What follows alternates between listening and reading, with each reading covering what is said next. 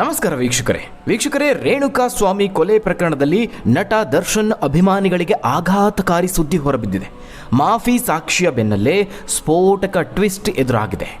ನಟ ದರ್ಶನ್ ಜೈಲಿನಲ್ಲಿ ಮಾನಸಿಕವಾಗಿ ದೈಹಿಕವಾಗಿ ಕುಗ್ಗಿ ಹೋಗಿದ್ದಾರೆ ಅಂತ ಹೇಳಲಾಗ್ತಾ ಇತ್ತು. ಆದರೆ ಈಗ ಮತ್ತೊಂದು ಆಘಾತಕಾರಿ ಸುದ್ದಿ ಹೊರಬಿದ್ದಿದೆ.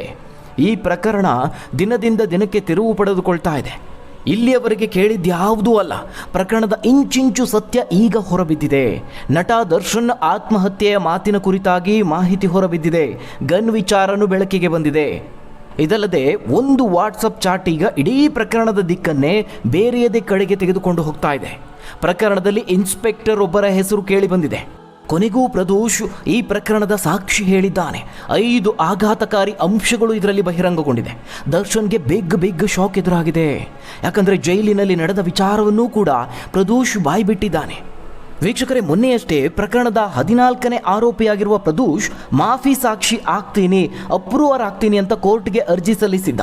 ಇದು ನಟ ದರ್ಶನ್ಗೆ ಅರಗಿಸಿಕೊಳ್ಳಲಾಗದ ಆಘಾತ. ಸ್ನೇಹಿತನೇ ಈ ಪ್ರಕರಣಕ್ಕೆ ಸಾಕ್ಷಿ ಹೇಳ್ತೀನಿ ಅಂದರೆ ದರ್ಶನ್ಗೆ ಅದೆಂತಹ ಶಾಕ್ ಅನ್ನೋದು ಅರ್ಥ ಮಾಡ್ಕೊಳ್ಬಹುದು. ಪರಿಣಾಮ ದರ್ಶನ್ ಮಾನಸಿಕವಾಗಿ ಕುಗ್ಗಿ ಹೋಗಿದ್ದಾರೆ. ಪ್ರದೋಷ್ ಏನೆಲ್ಲ ಸಾಕ್ಷಿ ಹೇಳಿದ್ದಾನೆ ಅಂತ ಕೇಳಿದ್ರೆ ನಿಜಕ್ಕೂ ಆಘಾತಕಾರಿಯಾಗಿದೆ ಆ ಅಂಶಗಳು. ಆತ ಕೋರ್ಟ್ಗೆ ಸಲ್ಲಿಸಿರುವ ಕ್ಷಮಾದಾನ ಅರ್ಜಿಯಲ್ಲಿ ಹಲವು ಗಂಭೀರ ಆರೋಪಗಳನ್ನು ಮಾಡಿದ್ದಾನೆ. ಇಂಚಿಂಚು ಮಾಹಿತಿಯನ್ನು ಬಿಚ್ಚಿಟ್ಟಿದ್ದಾನೆ. ರೇಣುಕಾ ಸ್ವಾಮಿ ಕೊಲೆ ಪ್ರಕರಣದಲ್ಲಿ ಆರಂಭದಿಂದ ಅಂತ್ಯದವರೆಗೆ ನಾವು ಕೇಳಿರದ ಮಾಹಿತಿಯನ್ನು ಪ್ರದೋಷ್ ಹೇಳಿರುವಂಥದ್ದು. ಇಲ್ಲಿಯವರೆಗೆ ಈ ಯಾವ ಮಾಹಿತಿಯೂ ಬಹಿರಂಗ ಆಗಿರಲಿಲ್ಲ. ಆತ ಏನು ಸಾಕ್ಷಿ ಹೇಳಿದ್ದಾನೆ ನೋಡಿ. ನಾನು ರೇಣುಕಾ ಸ್ವಾಮಿಗೆ ಹಲ್ಲೆ ನಡೆಸೋದನ್ನು ತಡೆಯೋದಕ್ಕೆ ಪ್ರಯತ್ನಿಸಿದ್ರೂ ಕೂಡ ದರ್ಶನ್ ಹಾಗೆ ಇತರ ಆರೋಪಿಗಳು ನನ್ನ ಮಾತನ್ನು ಕೇಳಲೇ ಇಲ್ಲ. ಪ್ರಕರಣಕ್ಕೆ ಸಂಬಂಧಪಟ್ಟಂತೆ ತನಗೆ ಗೊತ್ತಿರುವ ಸಂಪೂರ್ಣ ಸತ್ಯವನ್ನು ಕೋರ್ಟ್ ಮುಂದೆ ಹೇಳೋದಕ್ಕೆ ಸಿದ್ಧ ಇದ್ದೀನಿ, ನನ್ನನ್ನು ಕ್ಷಮಿಸಿ, ಬಿಡುಗಡೆ ಮಾಡಿ ಅಂತ ಮನವಿ ಮಾಡುವ ಮೂಲಕವಾಗಿ ಶಾಕಿಂಗ್ ವಿಚಾರಗಳನ್ನು ಬಾಯ್ಬಿಟ್ಟಿದ್ದಾನೆ. ರೇಣುಕಾ ಸ್ವಾಮಿ ಮೇಲೆ ದರ್ಶನ್ ಮತ್ತು ಅವರ ಗ್ಯಾಂಗ್ ಅಮಾನುಷವಾಗಿ ಹಲ್ಲೆ ನಡೆಸಿದ್ರು. ಬೇಡ ಸರ್, ಹೊಡೆಯೋದು ಬೇಡ, ಬಿಟ್ಬಿಡಿ ಅವನನ್ನು ಅಂತ ನಾನು ಎಷ್ಟೇ ಮನವಿ ಮಾಡಿದ್ರು ಯಾರೂ ನನ್ನ ಮಾತನ್ನು ಕೇಳಿಸ್ಕೊಳ್ಳೇ ಇಲ್ಲ, ಯಾರೂ ನನ್ನ ಮಾತಿಗೆ ಕಿವಿಗೊಡ್ಲಿಲ್ಲ. ಅಷ್ಟು ಮಾತ್ರ ಅಲ್ಲ, ರೇಣುಕಾ ಸ್ವಾಮಿಗೆ ಸಿಗರೇಟ್ನಿಂದ ಸುಟ್ಟು ಅತ್ಯಂತ ಕ್ರೂರವಾಗಿ ಹಿಂಸೆ ನೀಡಲಾಯಿತು. ಬೇರಾರೂ ಅಲ್ಲ, ಸ್ವತಃ ನಟ ದರ್ಶನ್ ರೇಣುಕಾ ಸ್ವಾಮಿ ಮೇಲೆ ಮಾರಣಾಂತಿಕ ಹಲ್ಲೆ ನಡೆಸಿದ್ದಾರೆ. ಆ ಹಲ್ಲೆಯನ್ನು ತಡೆಯೋದಕ್ಕೆ ನಾನು ತುಂಬ ಪ್ರಯತ್ನ ಪಟ್ಟಿದ್ದೆ. ಆ ಸಂದರ್ಭದಲ್ಲಿ ನನ್ನ ಮೇಲೆ ಕೋಪಗೊಂಡಂತಹ ದರ್ಶನ್ ನನಗೆ ಬೆದರಿಕೆ ಹಾಕ್ದ. ಹಾಗಾಗಿ ನಾನು ಅಸಹಾಯಕನಾದೆ ಅಂತ ಹೇಳಿದ್ದಾನೆ. ಇನ್ನು ರೇಣುಕಾ ಸ್ವಾಮಿ ಪವಿತ್ರ ಗೌಡಗೆ ಅಶ್ಲೀಲ ಸಂದೇಶ ಮತ್ತು ಫೋಟೋಗಳನ್ನು ಕಳುಹಿಸಿದ್ದ. ರೇಣುಕಾ ಸ್ವಾಮಿಯ ಮೊಬೈಲ್ ಪರಿಶೀಲನೆ ಮಾಡಿದಾಗ ಪವಿತ್ರ ಗೌಡ ಮಾತ್ರ ಅಲ್ಲ, ಇನ್ನೂ 3 ಮಹಿಳೆಯರಿಗೆ ಅಶ್ಲೀಲ ಸಂದೇಶ ಕಳುಹಿಸಿರುವುದು ಬೆಳಕಿಗೆ ಬಂದಿತ್ತು. ಇದರಿಂದ ದರ್ಶನ್ ಹಾಗೆ ತಂಡ ಮತ್ತಷ್ಟು ಆಕ್ರೋಶಗೊಳ್ತು. ಹಲ್ಲೆ ಮಾಡೋದನ್ನು ಮುಂದುವರಿಸಿದ್ರು ಅಂತ ಪ್ರದೋಷ್ ಹೇಳಿದ್ದಾನೆ. ವೀಕ್ಷಕರೇ, ಇಷ್ಟಕ್ಕೆ ಇದ್ಯಾವುದು ನಿಂತಿಲ್ಲ. ಆತ ಮುಂದುವರಿತಾ ಹೇಳ್ತಾನೆ, ವಿಷಯ ತಿಳಿದು ದರ್ಶನ್ ಕೋಪಗೊಂಡ್ರು. ಪಟ್ಟಣಗೆರೆ ಶೆಡ್ನಲ್ಲಿ ದರ್ಶನ್ ರೇಣುಕಾ ಸ್ವಾಮಿಗೆ ಕೆಟ್ಟ ಮಾತುಗಳಿಂದ ಬೈದು ಕೈಯಿಂದ ಹೊಡೆದಿದ್ರು. ಅಲ್ಲದೆ ಪವಿತ್ರ ಗೌಡ ಕೈಯಲ್ಲಿ ಚಪ್ಪಲೆಯಿಂದ ಹೊಡೆಸಿದ್ದೆ ದರ್ಶನ್. ವೀಕ್ಷಕರೇ, ಇಲ್ಲಿಯವರೆಗೂ ನೀವು ಕೇಳಿಸ್ಕೊಂಡ್ರಲ್ಲ, ಅದು ಕೇವಲ ಟ್ರೇಲರ್ ಮಾತ್ರ. ಆತ ಮುಂದುವರೆದು ಬಾಯ್ಬಿಡ್ತಾ ಹೋಗ್ತಾನೆ. ಬಹಳ ಆಘಾತಕಾರಿ ಸಂಗತಿಯನ್ನ, ಆತಂಕಕಾರಿ ಸಂಗತಿಯನ್ನ ಬಾಯ್ಬಿಡ್ತಾನೆ. ಪವಿತ್ರ ಗೌಡ ರೇಣುಕಾ ಸ್ವಾಮಿಗೆ ಚಪ್ಪಲಿಯಿಂದ ಹೊಡೆದ ನಂತರದಲ್ಲಿ ನಂದೀಶ್, ಪವನ್, ನಾಗರಾಜ್ ಈ 3 ಸೇರಿ ನೈಲಾನ್ ಹಗ್ಗ ಹಾಗೆ ಮರದ ಕಟ್ಟಿಗೆಗಳಿಂದ ಹಲ್ಲೆ ನಡೆಸಿದ್ರು. ಅಲ್ಲೇ ಇದ್ದಂತಹ ದರ್ಶನ್ ಕೂಡ ನೈಲಾನ್ ಹಗ್ಗದಿಂದ 3-4 ಬಾರಿ ಹೊಡೆದ್ರು. ನಟ ದರ್ಶನ್ ರೇಣುಕಾ ಸ್ವಾಮಿಯ ಕತ್ತಿನ ಭಾಗ ಮತ್ತು ಎದೆಗೆ ಕಾಲಿನಿಂದ ಒದ್ದಾಗ ತಡೆದಿದ್ದೆ. ಆ ಬಳಿಕ ದರ್ಶನ್ನನ್ನ ಪಕ್ಕಕ್ಕೆ ಕರ್ಕೊಂಡು ಹೋದೆ. ಹಲ್ಲೆಯಿಂದ ತೀವ್ರವಾಗಿ ರೇಣುಕಾ ಸ್ವಾಮಿ ನರಳ್ತಾ ಇದ್ದ. ಆಗ ತಾನೇ ವೈಯಕ್ತಿಕವಾಗಿ ಊಟ ಹಾಗೆ ನೀರನ್ನು ತಂದುಕೊಟ್ಟೆ. ಆದರೆ ಪರಿಸ್ಥಿತಿ ಕೈಮೀರಿ ಹೋಗಿತ್ತು. ಅದಾದ ನಂತರದಲ್ಲಿ ಚಾಲಕ ರವಿಶಂಕರ್ ಬಂದು ರೇಣುಕಾ ಸ್ವಾಮಿ ಮೃತಪಟ್ಟಿರುವುದಾಗಿ ತಿಳಿಸಿದಾಗ ದರ್ಶನ್ ತೀವ್ರ ಶಾಕ್ಗೆ ಒಳಗಾಗ್ತಾರೆ. ಈ ಕೊಲೆ ಕೇಸ್ನಿಂದ ಪಾರಾಗೋದಕ್ಕೆ ನನಗೆ ಸಹಾಯ ಮಾಡಲೇಬೇಕು ನೀನು, ಹೀಗಂತ ದರ್ಶನ್ ಪ್ರದೋಷ್ ಬಳಿಯಲ್ಲಿ ಮನವಿಯನ್ನ ಮಾಡಿಕೊಂಡಿದ್ರು. ಸಹಾಯ ಮಾಡದೇ ಇದ್ರೆ ನಾನು ಶೂಟ್ ಮಾಡಿಕೊಂಡು ಸತ್ತೋಗ್ತೀನಿ, ನಾನು ಬದುಕೋದಿಲ್ಲ ಅಂತ ದರ್ಶನ್ ಪ್ರದೋಷ್ಗೆ ಹೆದರಿಸಿದ್ರು.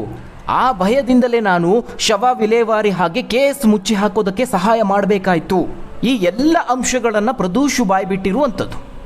ವೀಕ್ಷಕರೇ, ಅದೇ ಸಂದರ್ಭದಲ್ಲಿ ನಾಗರಾಜ್ಗೆ 5 ಲಕ್ಷ, ವಿನಯ್ಗೆ 10 ಲಕ್ಷ ಕೊಟ್ಟು ಸಾಕ್ಷಿ ನಾಶಕ್ಕೆ ಪ್ರಯತ್ನ ಮಾಡಿದ್ದಾರೆ.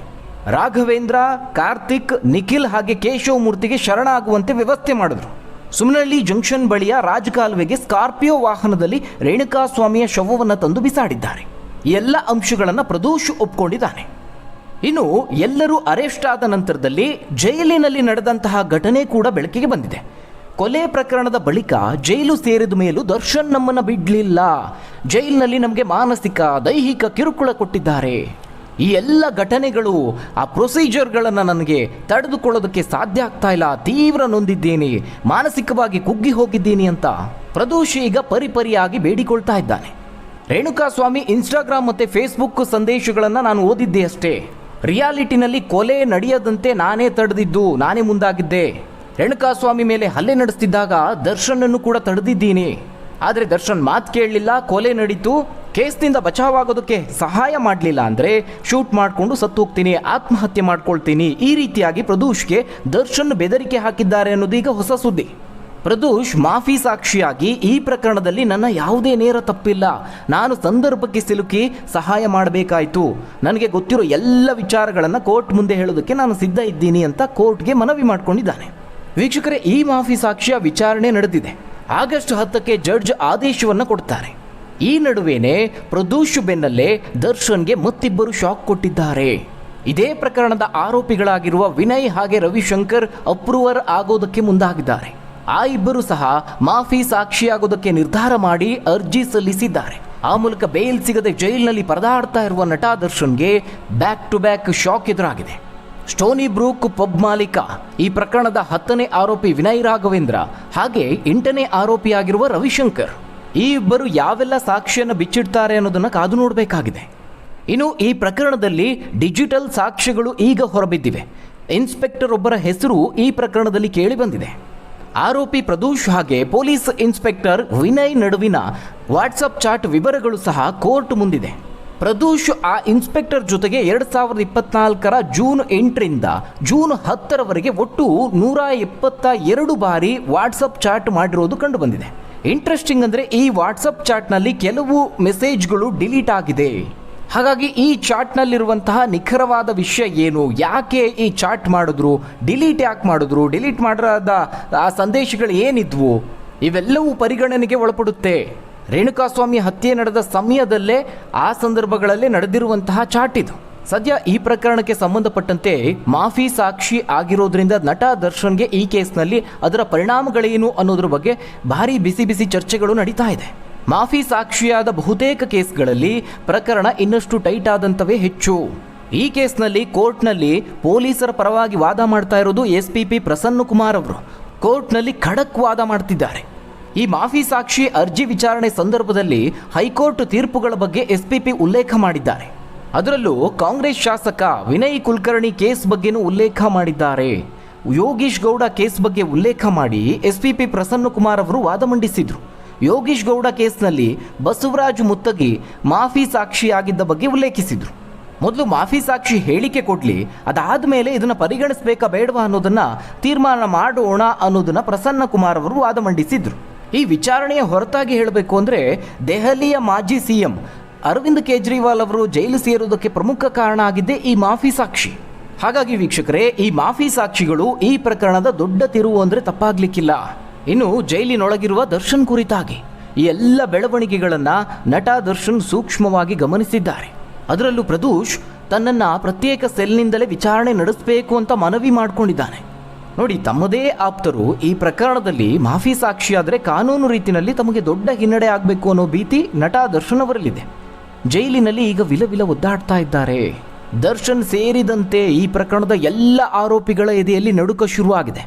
ಕೆಲವು TV ಮಾಧ್ಯಮಗಳು ರಿಪೋರ್ಟ್ ಮಾಡಿರೋ ಪ್ರಕಾರವಾಗಿ ಗುರುವಾರ ರಾತ್ರಿ ಜೈಲು ಸಿಬ್ಬಂದಿ ನೀಡಿದಂತಹ ಊಟವನ್ನು ದರ್ಶನ್ ಮಾಡಿಲ್ಲ. ತೀವ್ರ ಚಿಂತಾಕ್ರಾಂತರಾಗಿರುವಂತಹ ಅವರು ಏಕಾಂಗಿಯಾಗಿ ಕುಳಿತಿದ್ರು. ಜೈಲಿನಲ್ಲಿರುವ ಇತರ ಆರೋಪಿಗಳು ಅಥವಾ ಕೈದಿಗಳ ಜೊತೆಗೆ ಯಾವುದೇ ಮಾತುಕತೆ ನಡೆಸದೆ ಮೌನಕ್ಕೆ ಶರಣಾಗಿದ್ದಾರೆ ಅನ್ನೋದು ಮಾಹಿತಿ. ಹೀಗಾಗಿ ಮಾನಸಿಕವಾಗಿ, ದೈಹಿಕವಾಗಿ ಮತ್ತಷ್ಟು ಕುಗ್ಗಿದ್ದಾರೆ ಅಂತ ಹೇಳಲಾಗ್ತಾ ಇದೆ. ಇದಿಷ್ಟು ರೇಣುಕಾಸ್ವಾಮಿ ಹತ್ಯೆ ಪ್ರಕರಣದ ಸದ್ಯಕ್ಕಿರುವಂತಹ ಅಪ್ಡೇಟ್ಸ್. ಹಾಗಾದರೆ ವೀಕ್ಷಕರೇ, ಈ ಬಗ್ಗೆ ನೀವೇನಂತೀರಾ? ನಟ ದರ್ಶನ್ಗೆ ಈ ಪ್ರಕರಣದಲ್ಲಿ ಎಷ್ಟು ವರ್ಷ ಶಿಕ್ಷೆ ಆಗಬಹುದು? ನಟ ದರ್ಶನ್ ತಮ್ಮ ಜೀವನದಲ್ಲಿ ಎಡವಿದ್ದೆಲ್ಲಿ? ನಿಮ್ಮ ಅನಿಸಿಕೆ, ಅಭಿಪ್ರಾಯಗಳನ್ನು ಕಮೆಂಟ್ ಮೂಲಕವಾಗಿ ತಿಳಿಸಿ. ಧನ್ಯವಾದಗಳು ವೀಕ್ಷಕರೇ.